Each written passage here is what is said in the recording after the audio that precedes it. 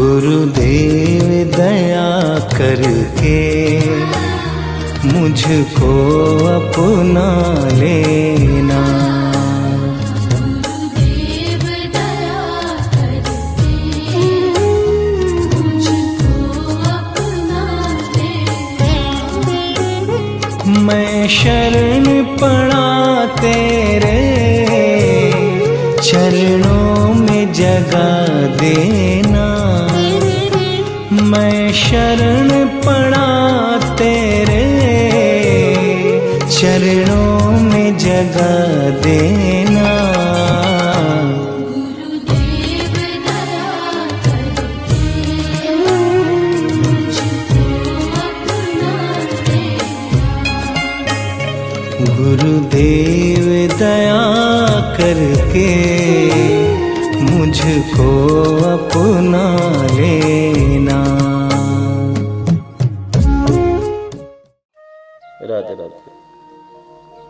बस इतना समझ लीजिए, जहाँ जहाँ भक्ति महारानी वहाँ वहाँ भगवान रहते हैं। चाहे वह ब्याद का घर हो, बहेलिया का घर हो, रैदास का घर हो, जमुना दास का घर हो, मीरा जी का घर हो, किसी का भी हो, गजेंद्र का हृदय हो, वानर भालू का हृदय हो, भक्ति जहाँ है वहाँ भगवान आए बिना नहीं रह पाते।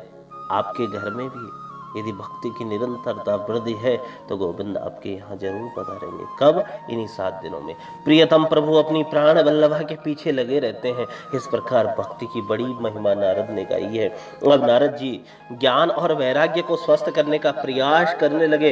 ज्ञान और वैराग्य के पास आकर देवर्षि नारद ने बड़े ही बड़े वेद मंत्रों के माध्यम से वेद पाठ किया। चारों वेद, ऋग्वेद, यजुर्वेद, सामवेद और अथर्ववेद सनहे सनहे सुना दिए, पर लाभ नहीं हुआ। उपनिषदों का पाठ किया, फिर भी लाभ नहीं हुआ। सबका सार भगवत गीता भी सुना दिया, फिर भी एक बार नहीं। गीता पाठेर मुहुर्मुहु, अनेक बार गीता का भी पाठ सुनाया। थोड़ी सी चेतना तो आई, परंतु फिर गिर गए। अब नारद जी को चिंता होने लगी। ज्ञान प्रबुद्धताम शीघ्रम रे वैराग्य प्रबुद्धताम। ज्ञान खड़े हो जाओ, वैराग्य सावधान हो जाओ। बहुत प्रयत्न करने पर जब कोई लाभ नहीं दिखा तो नारद जी को चिंता हो उठी। अब क्या करो, क्या करो? मेरी तो औषधालय में जितनी चूर्ण चटनी थी, दवा की चटनी थी, सब चटा दी। इन दोनों को तो स्वास्थ्य भी ठीक नहीं हो रहा। अब कौन सी दवा लाई जाए, कौन सा अमृत पिलाया जाए, कौन सी औषधि? उसी समय आकाशवाणी हुई। व्योमवाणी तवे भौमना ऋषि खिद्यतामिति। आकाशवाणी ने दिशा निर्देश दिया, नारद जी उद्यम करो, उद्यमेन कारणी सफलता अवश्य मिलेगी। नारद जी ने पूछा क्या करो? तो आकाशवाणी ने कहा एतदर्थम तो सत्कर्म सुरसे त्वम समाचार। नारद जी सत्कर्म करो तभी ये सब स्वस्थ होंगे। सत्कर्म करो, सत्कर्म। और आज सबसे बड़ा सत्कर्म क्या है? घर पर रहना, एकांत में रहना, अकेले रहना, और क्या करना? प्रभु का भजन करना। यह कोई संत तुम्हें समझाएगा? अब नारद जी सोचने लगे कि आकाशवाणी ने भी बात बहुत स्पष्ट नहीं कही। अरे या तो कोई संत का नाम ही बता देती कि अमुक महात्मा के पास चले जाओ तो मैं सीधा पहुंच जाता, या दवा का ही ठीक से नाम बता देते तो मैं उस दवा को ढूंढ लाता। सत्कर्म करो और कोई संत समझाएगा, दोनों बातें गोलमाल। तो मैं इतने जो उपनिषद और गीता के पाठ सुना रहा था, यह क्या सत्कर्म नहीं था? यदि सत्कर्म नहीं तो सत्कर्म का स्वरूप कैसा होगा? और कौन संत समझाएगा? चलो ढूंढते हैं, कोई ना कोई तो मिलेगा ही। नारद जी निकल पड़े। जो महात्मा मिलता है उसी को प्रणाम करके कहते हैं महाराज जी बताइए सत्कर्म किसे कहते हैं? छोटे मोटे महात्मा तो वैसे ही नारद जी को हाथ जोड़ लेते। अरे नारद जी ब्रह्मा जी के पुत्र हो, सारे ब्रह्मांड में तुम्हारी गति है, और इतना दुनिया भर में घूमने वाले महात्मा हमसे आकर पूछ रहे हैं कि सत्कर्म किसे कहते हैं, सत्कर्म किसे कहते हैं? हम क्या बताएंगे महाराज? और जो बहुत प्रतिष्ठित महंत महात्मा थे वे अपनी इज्जत बचाने के लिए इशारा कर देते हैं। आजकल हमारा मौन व्रत चल रहा है, मौन को लेकर तब बात करेंगे। बोलो जय श्री कृष्ण राधा रमण भगवान की जय। एक बार सभी लोग बोले। कुछ मौन व्रत लेकर बैठ गए, कुछ दाएं बाएं हो गए, पर नारद जी को समुचित उत्तर देने वाला कोई नहीं मिला, कोई नहीं मिला। जब कहीं से भी कोई जवाब नहीं मिला तो नारद जी सीधे बद्रीनाथ चले पड़े। बद्रीनाथ में भगवान नर नारायण वहां नित्य निवास करते हैं। ऐसी विशालापुरी बद्रीनाथ में मेरा समाधान अवश्य हो जाएगा, यही सोचकर नारद जी बद्रीनाथ में विचरण कर रहे थे कि सनकादि चारों भाइयों से भेंट हो गई। सनक, सनंदन, सनातन और सनत कुमार। नारद जी अपनी पूरी व्यथा कथा सुनाते हुए कहते हैं कि महाराज अब आप ही बताइए, आपने मेरी चिंता का कारण पूछा तो मैंने समस्या पूरी सामने रख दी। आप कृपया बतलाइए कि वह सत्कर्म कौन सा है जो आकाशवाणी ने मुझे बताया था। महाराज आप भी कोई साधारण महात्मा नहीं हो। आपकी सबसे बड़ी विशेषता तो यह है कि सदेह बैकुंठ में पहुंच गए। वहां भगवान के नित्य पार्षदों ने जब आपको रोकने का दुस्साहस किया तो टेढ़ी भ्रुकुटी करके 3 जन्म के लिए उन्हें धरती पर गिरा दिया। ऐशाम भृंग मात्रीणी द्वारपालो हरिपुरा। भ्रुकुटी टेढ़ी करने मात्र से भगवान के नित्य पार्षद नीचे गिर गए और आपकी कृपा से फिर पुनः अपने स्थान पर पहुंचे। यह आपकी प्रतिभा और तपस्या है। प्रत्यक्ष आपके जीवन में उस तपस्या का प्रभाव यह है कि 24 घंटे हरि शरणम हरि शरणम हरि शरणम हरि शरणम मंत्र का जाप आपके सिरमुख से चलता रहता है। इसलिए जरायुष्यमान बाधते, आपको कभी बुढ़ापा आता ही नहीं। पूर्वजों के भी पूर्वज हो गए परंतु आप 5 साल से कभी 6 साल के नहीं हुए। बोलो नारद जी महाराज की जय। कालगति आपको प्रभावित नहीं कर पाती, इसलिए आप जैसे संत और कहाँ मिलेंगे। कृपया मुझे ही बतलाइए कि वह सत्कर्म कौन सा है जो आकाशवाणी ने मुझे बताया था। चारों भैया मुस्कुराए, बोले नारद जी मात्र इतनी छोटी सी बात को लेकर तुम परेशान हो रहे हो, बिल्कुल चिंता को त्याग दो, समाधान हमारे पास है। सनकादियों ने कहा माँ चिंता करो देवर्षि, हर्ष चित्ते क्षमावह। आकाशवाणी ने कहा था वह कोई और नहीं और बल्कि क्या, श्रीमद् भागवतालापा शतगीता शुकादि भी। सुखदेव जी जैसे परम हंसों के श्रीमुख से गाया हुआ वह मधुर गीत श्रीमद् भागवत ही दिव्य महा औषधि है, जिसका पान करते ही ज्ञान और वैराग्य की वृद्धावस्था दूर हो जाएगी और नव यौवन संपन्न होकर अपनी नैया और मैया कौन है, भक्ति महारानी के साथ नाचेंगे गाएंगे। जब नारद जी ने को सनकादि की बात पर विश्वास नहीं हुआ तो सनकादि कहते हैं नारद जी वही दवा हमारा है, वही दावा हमारा है। तुमने सारे वेद सुनाए, उपनिषद सुनाए, भगवत गीता सुनाई, परंतु हम आपको विश्वास दिलाते हैं कि सुखदेव जैसे परमहंसों का गाया हुआ यह जो भागवत का दिव्य मधुर गीत है, इसका श्रवण करने मात्र से ज्ञान और वैराग्य स्वस्थ हो जाएंगे, उनकी सारी बीमारी दूर हो जाएगी। बोलो भागवत भगवान की। इस प्रकार विविध दृष्टांतों से जब सनकादि ने नारद जी को समझाए तो नारद जी की शंका तुरंत दूर हो गई। नारद जी हाथ जोड़कर बोले भैया अब मैं समझ गया कि पढ़ लिख कर कोई कितना भी बड़ा पंडित बन जाए, पर आप जैसे महापुरुषों का सत्संग जब तक नहीं करेगा तब तक शास्त्रों का रहस्य नहीं समझ सकता, चारों वेदों को नहीं समझ सकता। ऋग्वेद, यजुर्वेद, सामवेद, अथर्ववेद, ये चारों वेद आपके घर पर रखे हुए हैं, तब भी आप उनको नहीं समझ पाओगे बिना गुरु की अंधेरी रात। बोलो जय श्री कृष्ण।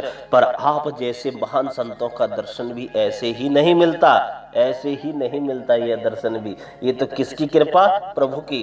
कैसे, भाग्योदये न बहुजन्म समार्जितेन सत्संगमं च लभते पुरुषो यदा वे अज्ञान हेतु कृत मोह मदांधकार नाशम विदाहि ततोदयते विवेक। एक जन्म के नहीं अनंत जन्मों की जब भाग्य उदय होते हैं तो ऐसा पावन पवित्र दर्शन मिल पाता है जब हमें हमारे घर परिवार में ठाकुर जी की कथा श्रवण का लाभ मिल जाता है, विवेक का सूर्य उदय होता है तो अज्ञान का सारा अंधकार नष्ट हो चला जाता है। इसी बात को हमारे गोस्वामी जी कहते हैं, बिनु सत्संग विवेक न होई, राम कृपा बिनु सुलभ न सोही, आवत ही सर अति कठिनाई, राम कृपा बिनो आई न जाई। रामचरितमानस में कितना सुंदर वर्णन आता है। सत्संग की सरिता में सराबोर होने का सौभाग्य उन्हीं सत्पुरुषों को प्राप्त होता है जिन्हें गोविंद अपनी कृपामयी चुंबक से खींच कर लाते हैं। वे न चाहें तो छुट्टी के लिए बैठे रहो, 7 दिन इधर उधर गोरख धंधों में निकल जाएंगे, पर एक क्षण का भी समय कथा सुनने का नहीं मिल पाता है। चाहकर भी लोग नहीं आ पाते। आते वही है कथा में, सुनते वही है कथा को जिन्हें श्री हरि की कृपा अपनी चुंबक की ओर खींच लेता है, जिन्हें श्री हरि अपनी कृपा की चुंबक से खींचकर बुला लेता है। नारद जी बोले, महाराज मेरा परम सौभाग्य है कि आप जैसे संतों का मुझे दर्शन प्राप्त हुआ। अब तो मैं आपके ही श्रीमुख से भागवत संहिता श्रवण करना चाहता हूँ। सनकादि बोले, नारद जी हमें तो एक ही प्यारी जगह लगती है और वो है माँ गंगा के पावन पुलिन पर हरिद्वार, उसी के आनंद तट पर कथा होगी। बोलो हरि हरिद्वार की जय। गंगा द्वार समीपितु तटमानंद मामकम। एक बात विचारणीय है, जब कहीं भी कथा करनी थी तो बद्रीनाथ में ही कर लेते। बद्रीनाथ से उतरकर हरिद्वार में आयोजन कर रहे भैया, क्या बात, क्यों, कैसे? इसका समाधान यह है कि बद्रीनाथ में कथा तो प्रेम से हो जाएगी, पर श्रोता कहाँ मिलेंगे? यह उस काल की बात है जब लोग प्राय महाप्रायण करने ही जाते थे। गिने चुने लोग तो बद्रीनाथ पहुंच पाते थे, कुछ ही लोग, और जो पहुंच जाते थे वह इतने सिद्ध कोटि के होते थे कि उनकी समाधि ही लग जाती। तो पहले तो गिने चुने लोग ही बद्रीनाथ जाते थे, उसमें भी सब समाधि लगाए बैठे हैं, तो वहां कथा कौन सुनेगा? इसलिए नीचे उतरकर हरिद्वार में आए। दूसरी बात, ज्यादा नीचे भी इसलिए नहीं आए कि जो सिद्ध कोटि के संत हैं वह संसारियों के बीच ज्यादा नहीं जाते। हरि का द्वार यह हरिद्वार, यह पर यह कथा का ज्ञान दीप प्रज्वलित हुआ तो ऊपर नीचे बाहर भीतर सर्वत्र इसका प्रकाश पहुंचेगा। दिल्ली वाले कथा सुनना चाहें तो छुट्टी लेकर हरिद्वार आ सकते हैं, और बद्रिका आश्रम की पर्वतमालाओं में विराजमान जो सिद्ध कोटि के संत हैं, यदि वह सुनना चाहेंगे तो अपनी समाधि छोड़कर हरिद्वार आ जाएंगे। बीच की जगह है, जीवन मुक्त ब्रह्म पर चरित्र सुना ही तजी ध्यान।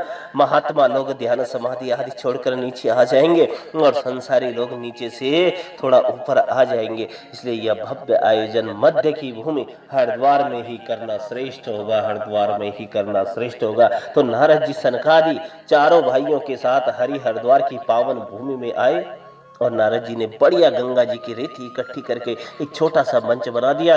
चारों भैया उसी पर व्यासपीठ समझकर बैठ गए और गद्दा और बिछोना की कोई जरूरत नहीं है। गंगा जी नव कोमल वालुकण में ही महात्माओं की आसन जम गई और माँ गंगा के पावन पुलिन पर प्रेम पूर्वक भगवान की मंगलमय कथा सनकादियों ने प्रारंभ कर दी। ऋषि मुनियों को पता चला तो सब दौड़े दौड़े भागे आए। भृगु, वशिष्ठ, च्यवन, गौतम, मेधादिति सब जितने भी ग्रस्त ऋषि थे सब दौड़े दौड़े आए।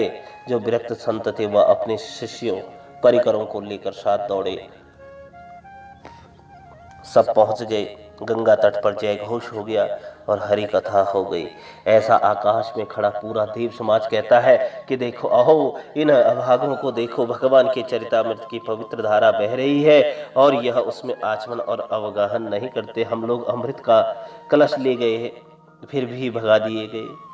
इन्हें तो यह कथा अमृत सुलभ है, पर यह लोग इसका लाभ नहीं लेते। इसलिए उन जीवों का दुर्भाग्य पर देवता उन्हें गालियां देते हैं। सनकादिक चारों भागवत की महिमा मुक्त कंठ से गा ही रहे थे कि उसी क्षण दिव्य अलौकिक नाम संकीर्तन की ध्वनि सुनाई पड़ी और सबने क्या किया?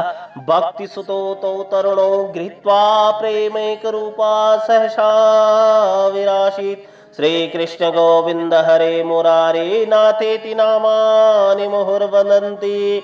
भक्ति महारानी अपने पुत्र ज्ञान और वैराग्य की साथ सबके बीच में प्रकट हो गई और ताता थैया करके नाच उठी और झूम झूम कर नाम संकीर्तन गा उठी। समस्त श्रोता समुदाय भक्ति मैया के साथ भगवान नाम संकीर्तन में लीन हो गए। श्री कृष्ण गोविंद हरे मुरारी हे नाथ नारायण वासुदेव श्री कृष्ण चैतन्य प्रभु नित्यानंदा हरे राम राधे गोविंद श्री कृष्ण चैतन्य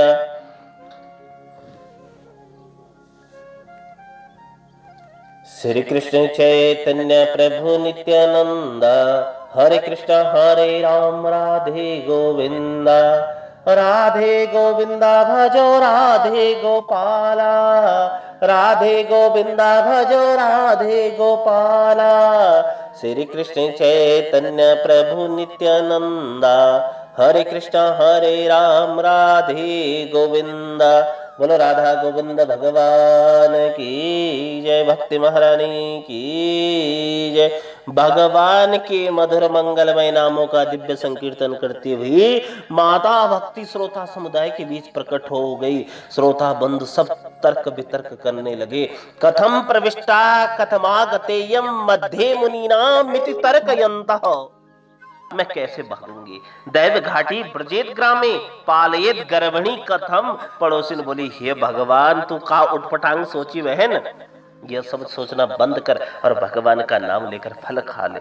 अच्छा बहन तो कहती है तो मैं खा ही लेती हूँ, पर एक और बात बता, मैंने सुना है कि सुखदेव जी महाराज माँ के पेट में 12 साल तक रहे, क्या यह बात सत्य है? पड़ोसी ने बोली, हाँ बहन सुना तो मैंने भी ऐसे ही है। धुंधली बोली, हे भगवान कहीं मेरा बेटा 2-4 साल रह गया तो तदा में मरणम भवेत, मैं तो बिना मौत के मर जाऊंगी। देख बहन पहले तो बालक को जन्म देने में ही समझो कि माँ को ही दूसरा जन्म होता है, माँ का ही दूसरा जन्म होता है, और जन्म सकुशल हो जाए तो लालेन पालने दुखम प्रसूताश्च वर्तते। बालक के लालन पालन में भी बड़ा कष्ट, इसलिए मैंने तो एक ही निर्णय लिया है कि इस झंझट में मुझे पड़ना ही नहीं। पड़ोसी ने कहा, तेरी बुद्धि में जो आवे सो कर। इस प्रकार और समझाकर वह तो परेशान होकर बेचारी चली गई। एवं कुतर्क योगी ने तत्फलम नैव भक्षितम। धुंधली ने इतने कुतर्क किए कि अंततो गत्वा उस फल को खाया ही नहीं। पतिदेव लौटकर शाम को आए और पूछा, देवी फल खा लिया? धुंधली ने झूठ बोलकर बोल दिया कि संतुष्ट करने के लिए कि हाँ महाराज मैंने फल खा लिया, तभी खा लिया था। दूसरे दिन इसकी छोटी बहन मिलने आई। धुंधली बोली, अरे बहन तो खूब आई, आज मैं ऐसे चक्कर में फंसी हूँ, तू ही मेरा कुछ समाधान कर बहन। धुंधली ने पूरी कहानी बताई, अपनी बहन को सुना दी। अब छोटी बहन यही चाहती थी कि इसके कोई भी ना हो, मेरे कई बच्चे हैं, एक बच्चा इसे दे दूंगी तो इसका माल मेरा हो जाएगा। छोटी बहन ने और माथा खराब कर दिया है। बहन बातों में मत आना, यह बाबा बैरागी दुनिया को पागल बनाने फिरते हैं, फल खाने से कहीं बेटे होते, सब बकवास है। अरे तुझे थोड़ी सी भी सच्चाई मालूम पड़ती तो इस फल का प्रयोग तो अपनी गाय पर क्यों नहीं करती? बरसों से तेरी गैया बंधी है, उस गाय को फल खिला देख क्या होता है, और तू अपनी चिंता मत कर। मैं इस समय गर्भवती हूँ, अब की बार जो बच्चा होगा वह तेरा, तुझे ही दूंगी। रही बात पति देव की तो थोड़ा पैसा दे देना, मैं उनका मुंह बंद कर दूंगी, किसी को कानो कान भनक नहीं पड़ेगी, तुझे कोई कष्ट नहीं होगा और बेटे का बेटा मिल जाएगा। अरे तुझ में और मुझ में कोई अंतर है क्या बहन? धुंधली छोटी बहन की बातों में प्रसन्न हो गई। बहन है, बहन हो तो सचमुच तेरी जैसी, तूने मेरी सारी समस्या एक क्षण में दूर कर दी, अपना बेटा जरूर दे देना। उसने बहन की बातों में आकर अपनी गाय को चुपचाप फल खिला दिया। पतिदेव को विश्वास दिलाती रही, महाराज मुझे बहुत फायदा हो रहा है। पंडित जी बड़े भोले भाले प्रसन्न हो रहे हैं। और कालांतर में छोटी बहन के बेटा हुआ। उसने रात में आकर धुंधली को सौंप दिया और धुंधली ने वह बच्चा गोद में लेकर अपने पति को दिखा दिया, देखो महाराज मुझे बेटा हुआ है। भोले भाले पंडित जी खुशी से नाचने लगे, खुशी से नाचने लगे। उसके ठीक 3 महीने बाद जिस गाय को फल दिया था उस गाय के भी बेटा पैदा हो गया।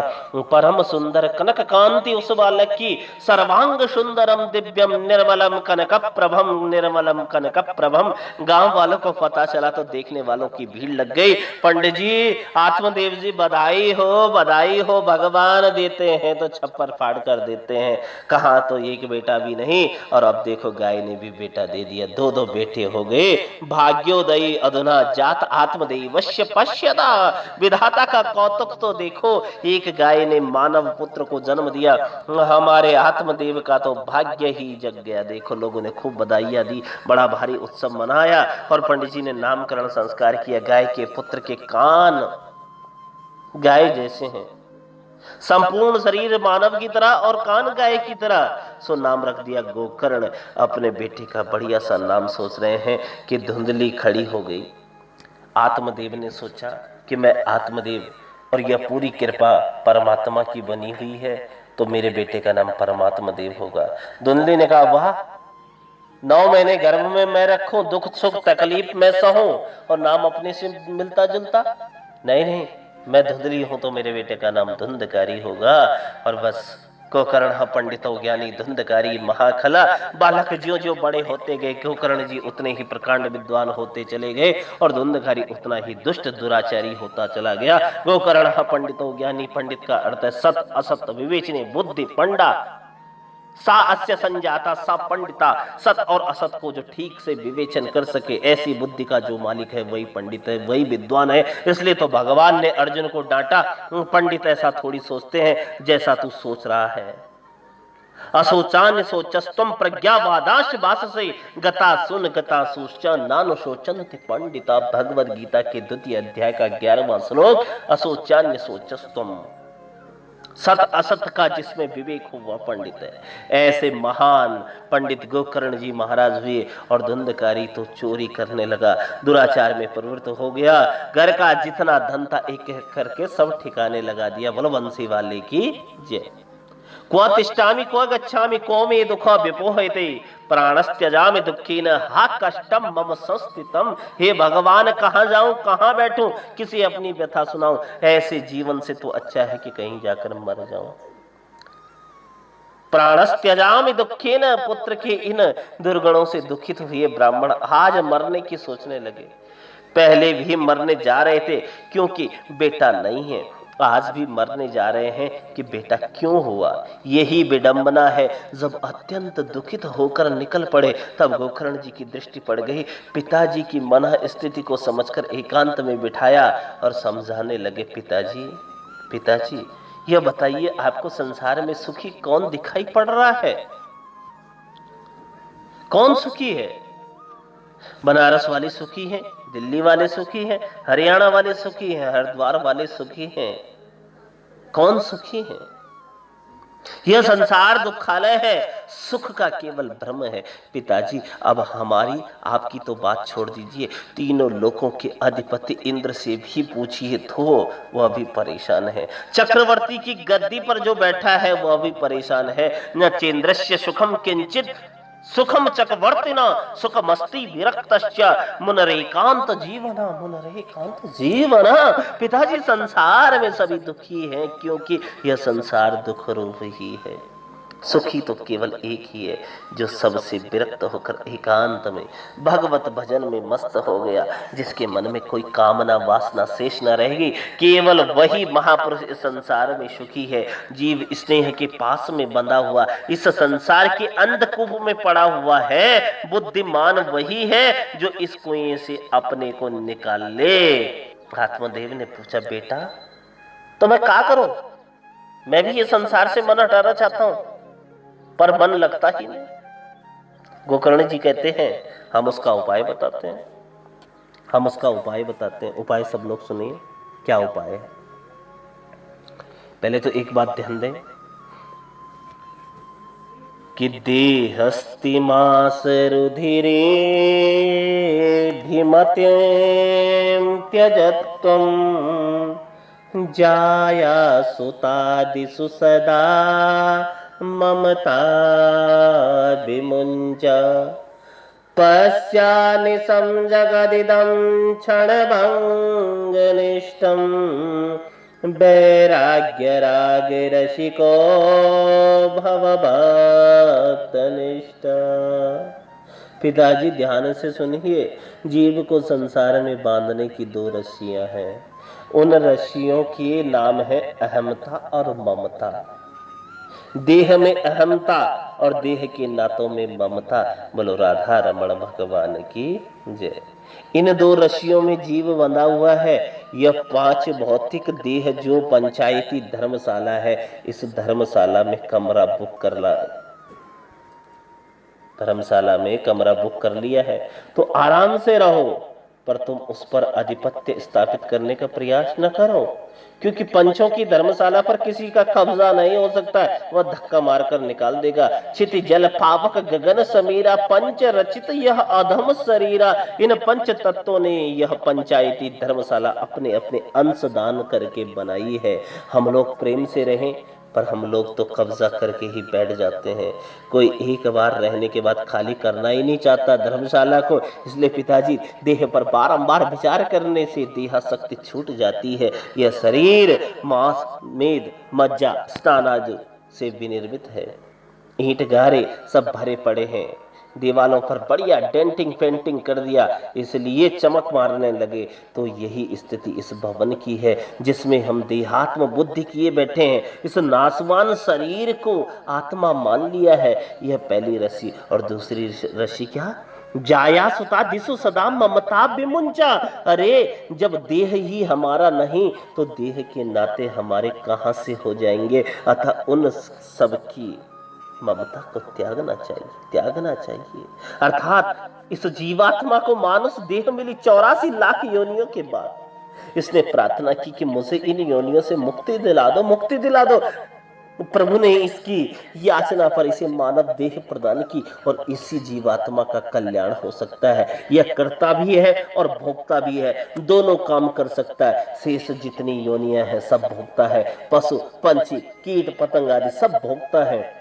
उनको तो यह ज्ञान ही नहीं है कि वे किस काम के लिए यहाँ आए हैं। उनको तो केवल खाना पीना और सोना, जन्म बिताना है बस।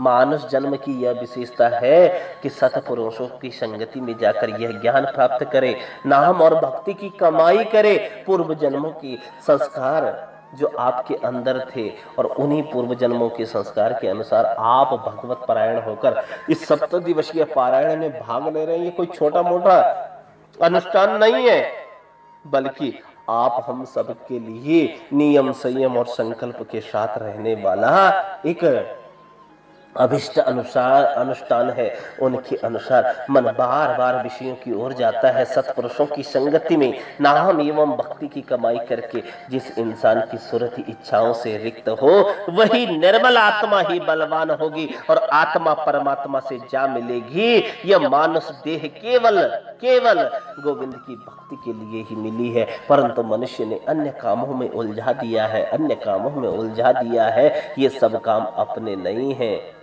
अवर काज तेरे किते न काम, मिल साधु संगति भजु केवल नाम। एक बार प्रेम से राधा रमण सरकार की जय।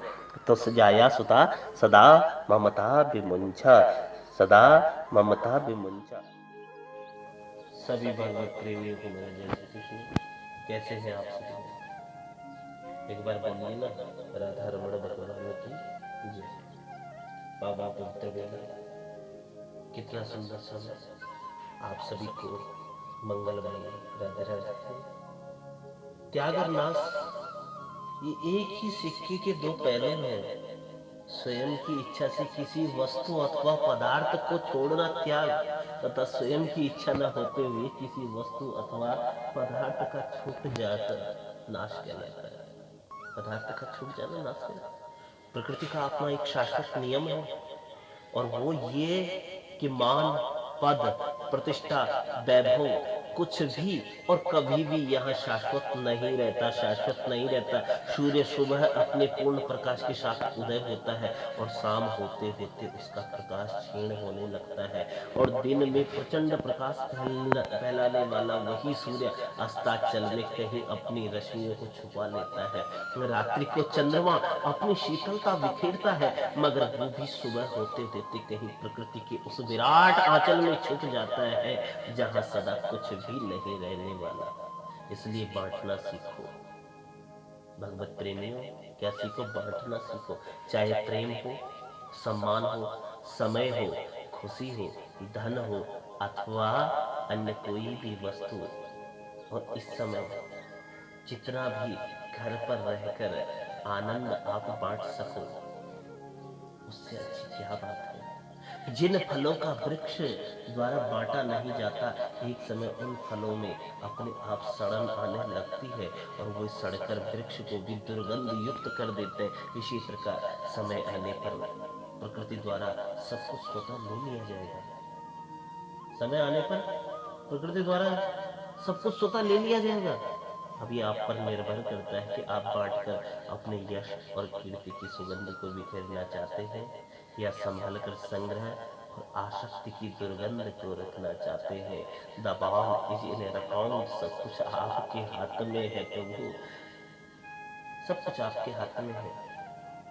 इस संसार में सबसे बढ़िया दवा हासिल, सबसे बढ़िया संपत्ति बुद्धि, सबसे अच्छा हथियार धैर्य और सबसे अच्छी सुरक्षा विश्वास। और आनंद की बात बताओ, आनंद की बात यह है कि ये सब कुछ निःशुल्क है, सब कुछ निःशुल्क है, इसलिए ध्यान रखेंगे। आइए, संध्या का समय है, आप सबके लिए सब मंगलमय हो। इन्हीं आशाओं के साथ जय श्री कृष्ण, राधे राधे। एक बार प्रेम से बोलो राधा रमण भगवान की जय। सभी को बहुत बहुत मंगलमय शुभ आशीष। श्री राधे। जिस बालक को प्रभु ने जाकर गर्भ में बचाया, उसने आज हस्तिनापुर में जन्म ले लिया। इसे ही हम परीक्षित कहते हैं। परीक्षित का प्रशासन संभालना, कलयुग का आना और उसे 4 स्थान देना, जुआ, सुरापान, व्यभिचार, हिंसा, इस प्रकार से। और जब विशेष आग्रह करना तो 5वां सोने में, चोरी हिंसा युक्त सोने में भी जा तेरा वास हो। परीक्षित के सर पर कलयुग सवार हो गया, अर्थात जो मुकुट पहना दुर्योधन का, उस पर कलयुग बैठा था। वह चोरी हिंसा से युक्त था, बुद्धि खराब हो गई। समीक ऋषि के गले में मरा सर्प डाल दिया और श्रृंग ऋषि का श्राप देना, गौरमुख का परीक्षित के पास जाना और उसे बताना कि 7 दिन में अपनी मुक्ति का उपाय सोच लो, क्योंकि यह 7 दिन ही मिले हैं। 7 दिनों में ही आना और 7 दिनों में ही जाना। और अब यत्र तत्र भटक रहे हैं, कहाँ जाए क्या करें, कुछ भी समझ में नहीं आ रहा है। कर्म प्रधान विश्व रच राखा, जो जस करी सो तस फल पर चाखा। कोई न कहाव सुख दुख कर दाता, निज कृत कर्म भोग सब प्राता। कोई किसी को तकलीफ नहीं दे सकता, कोई किसी को कष्ट नहीं दे सकता। जो कुछ भी मिलता है अपने कर्म से ही मिलता है। बैल रूपी धर्मराज कहता है, यदि कर्म की प्रधानता को मैं मानूं तो मेरा कर्म ही ऐसा हुआ होगा जिससे मेरे 3 पैर कट गए, जिससे मेरे 3 पैर कट गए। इस प्रकार से आज परीक्षित भी मानव संत का अपमान करते हुए यत्र तत्र भटकने लगे। एक ही प्रश्न है, एक ही प्रश्न है कि जल्दी मरने वाले व्यक्ति की मुक्ति का क्या उपाय है, क्या उपाय है। कितना संक्षिप्त प्रश्न है, जल्दी मरने वाले को क्या करना चाहिए, बस यही कृपा मुझे बतलाइए। परीक्षित चाहते तो यह भी कह सकते थे कि मेरी मृत्यु को टाल दीजिए, और सुखदेव टाल सकते थे, लेकिन ऐसा नहीं पूछा। परीक्षित ने तो एक संक्षिप्त प्रश्न किया, जल्दी मरने वाले को क्या करना चाहिए। सुखदेव इस बात को सुनकर बहुत गदगद हो गए कि राजन, जल्दी मरने वाले व्यक्ति को क्या करना चाहिए, यह प्रश्न जो तुमने किया है यह अपने लिए नहीं किया, बल्कि पूरे समाज के कल्याण के लिए यह प्रश्न किया है। यह इससे आनंद की बात क्या होगी। मुक्ति का कोई तो जतन कर ले, रोज थोड़ा थोड़ा हरि का भजन कर ले।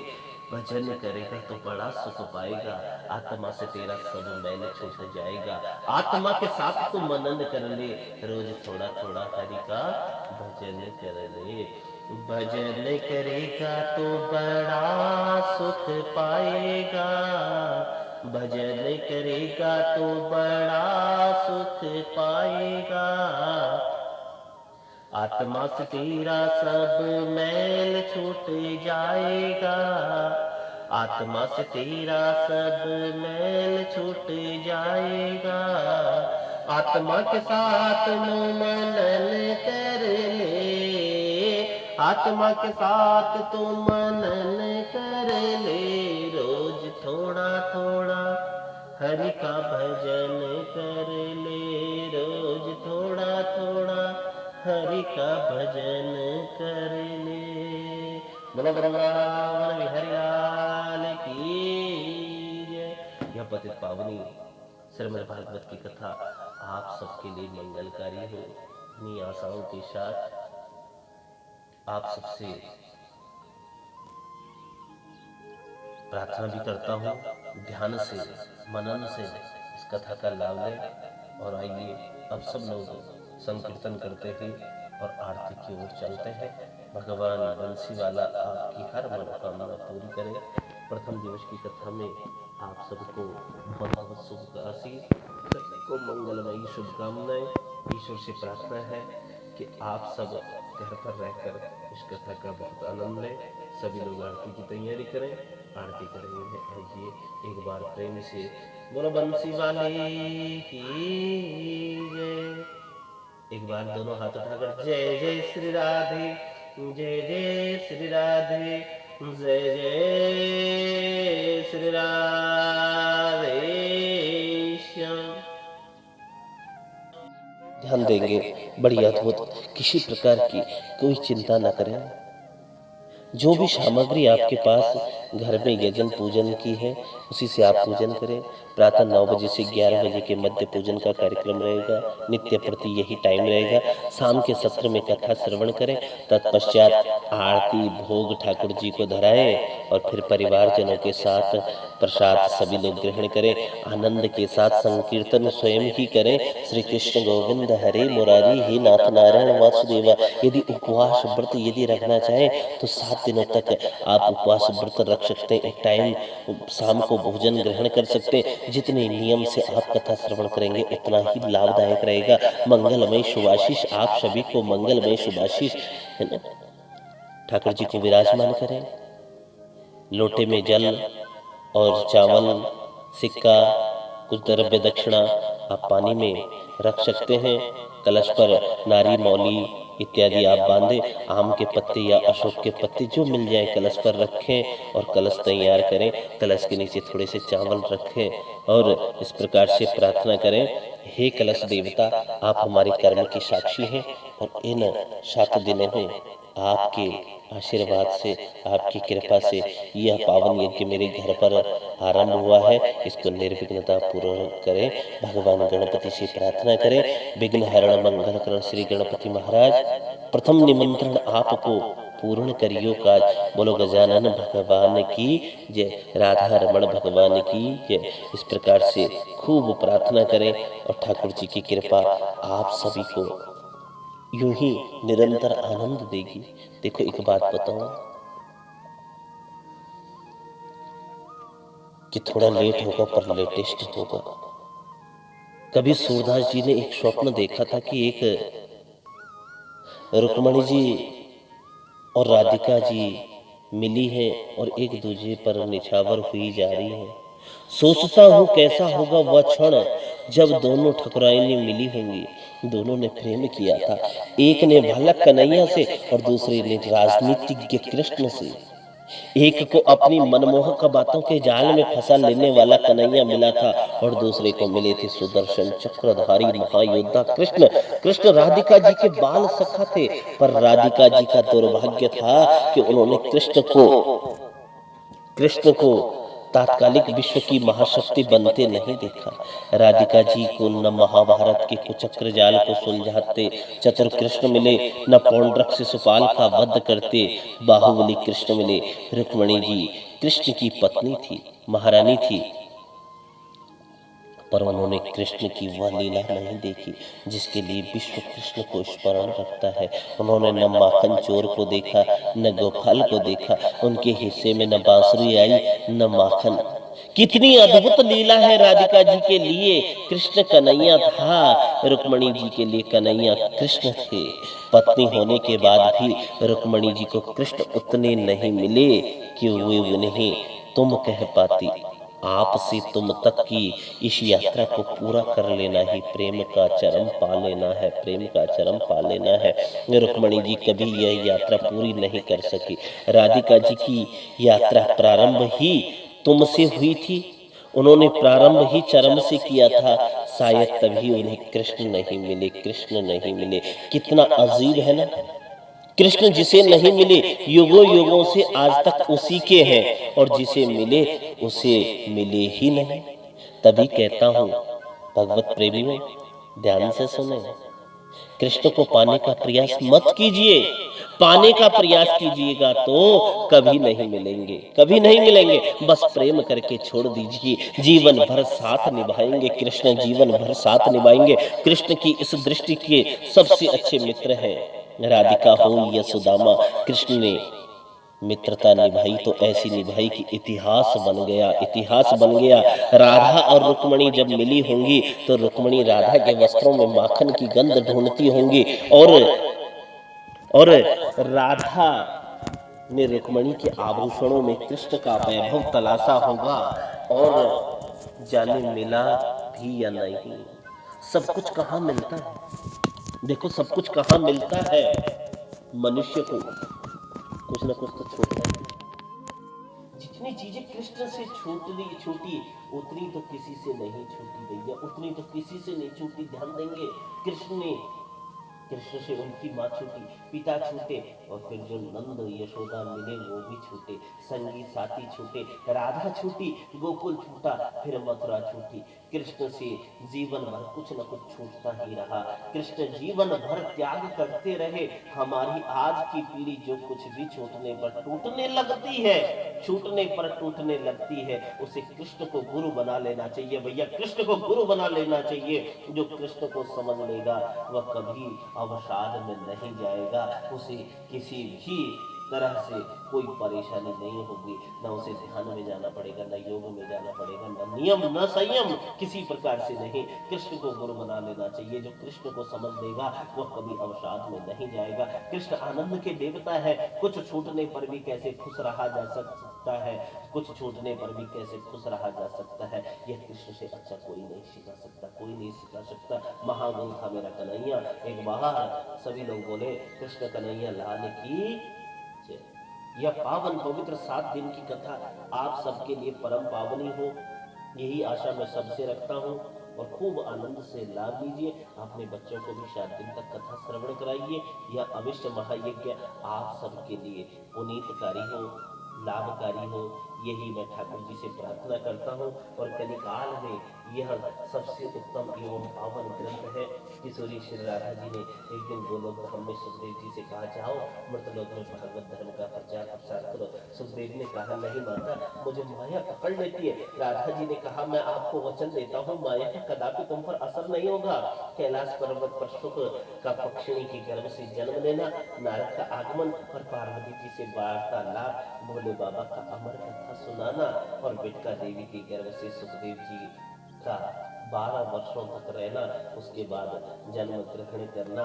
एक बार सभी लोग बोले, बोलो राधा रमण भगवान की जय, बंसी वारे की जय। मानव के लिए परम धर्म क्या है?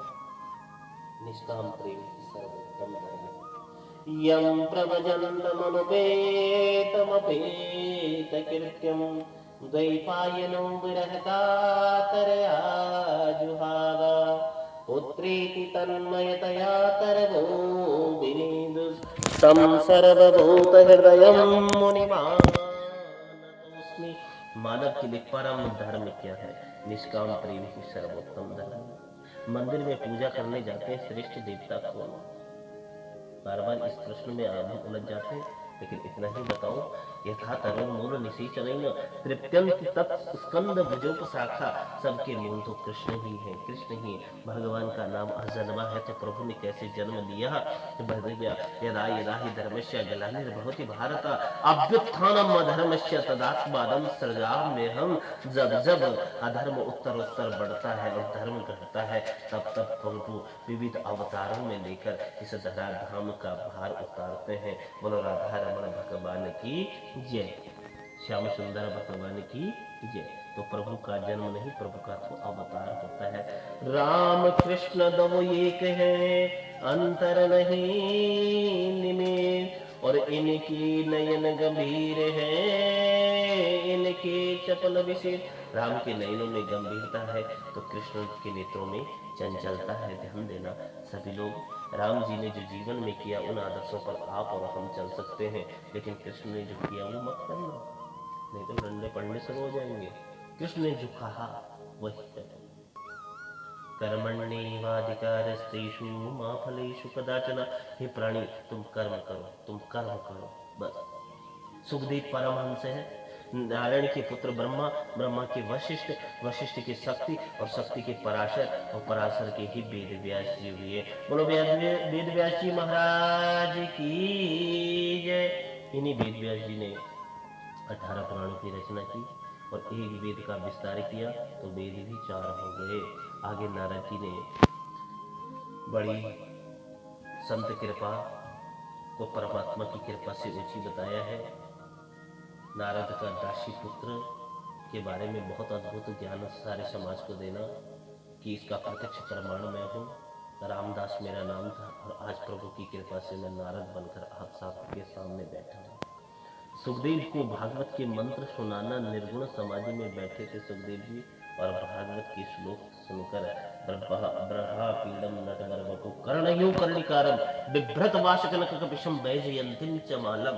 और जनक जी के पास जाना, सुखदेव जी का उनका कहना कि इन्होंने काम क्रोध को जीता, तो जनक जी के द्वारा यही वाक्य समस्त लोगों को देना कि हाँ इन्होंने, यह तो वेदांत की साक्षात प्रतिमूर्ति है।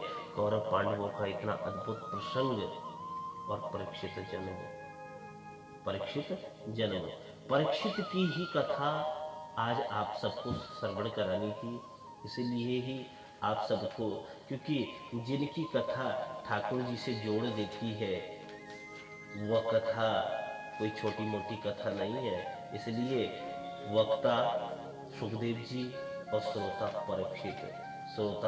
परीक्षित, इसलिए हम लोग बड़े ध्यान से सुनेंगे, श्रवण करेंगे इन 7 दिनों में, क्योंकि आध्यात्म की चर्चा जितनी करो उतना कम ही कम है भैया।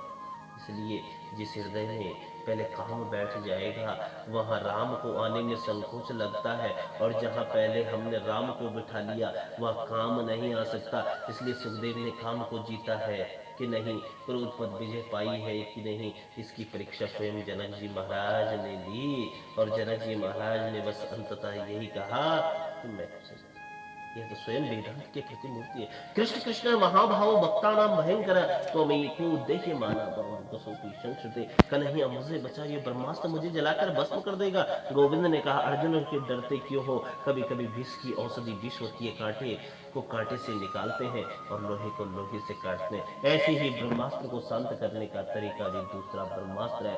अर्जुन ने अपने ब्रह्मास्त्र को चलाया और दोनों ब्रह्मास्त्र टकराकर शांत होकर नीचे गिर पड़े। अर्जुन दौड़कर अश्वत्थामा के केस पकड़कर खींच लाया, लाखों नर नारी के बीच लाकर बोला देवी द्रौपदी तुम्हारे अबोध बच्चों को मारने वाला यह अश्वत्थामा गुरुदेव के चरित्र पर कलंक ही एक प्रकार से है भैया।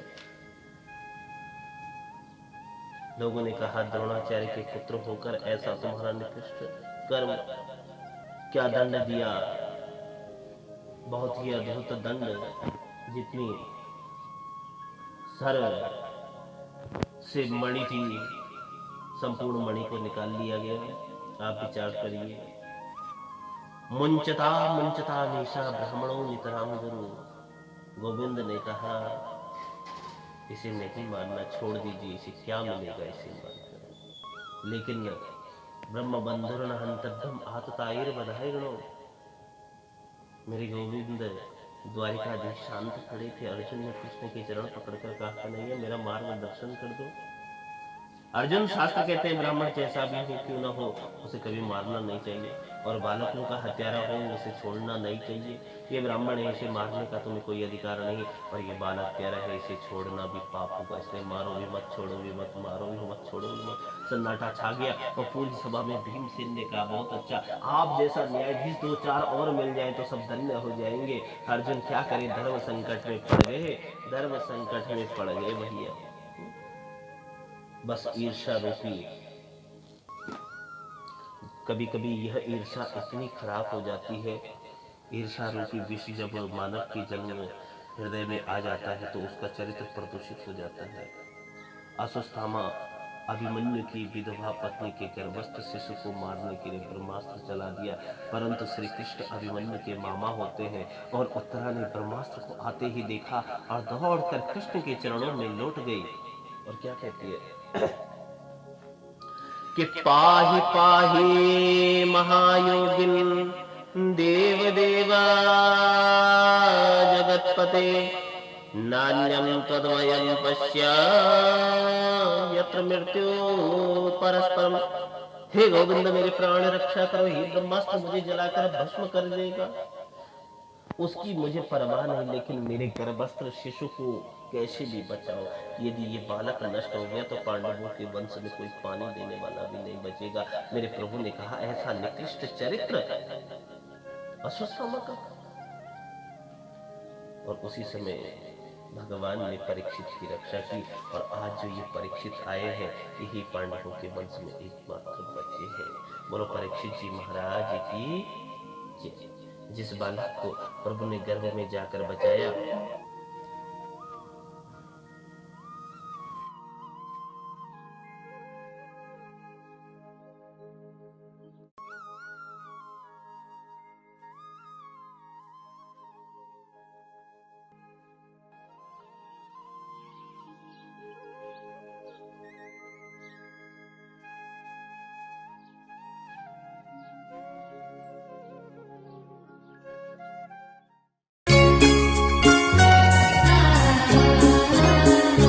गुरुदेव दया करके मुझको अपना लेना।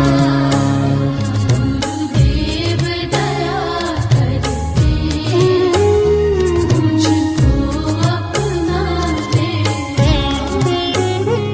मैं शरण पड़ा तेरे चरणों में जगा देना। मैं शरण पड़ा तेरे चरणों में जगा देना। गुरुदेव दया करके मुझको अपना लेना। गुरुदेव दया करके मुझको अपना लेना।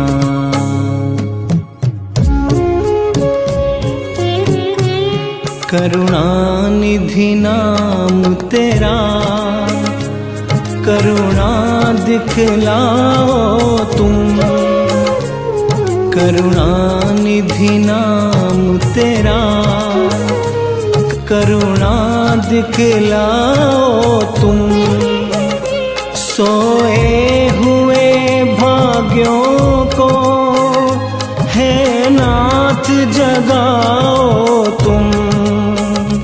मेरी नाव भंवर डोले उसे पार लगा देना।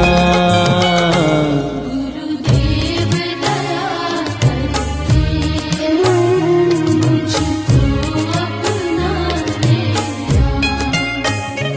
गुरुदेव दया करके मुझको अपना ले।